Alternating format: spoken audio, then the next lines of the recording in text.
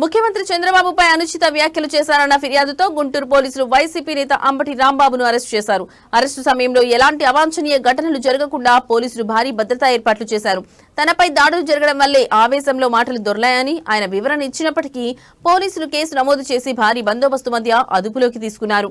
అంబటి అరెస్టును మాజీ CM Jagan, YCP నేతలు తీవ్రంగా ఖండించారు.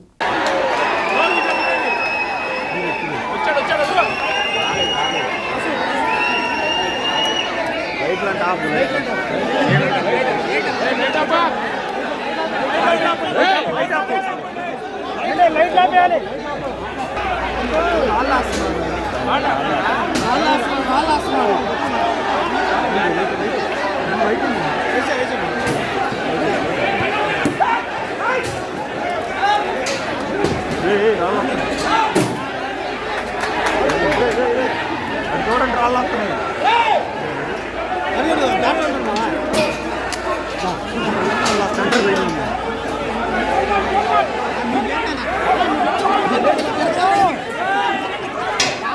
భాష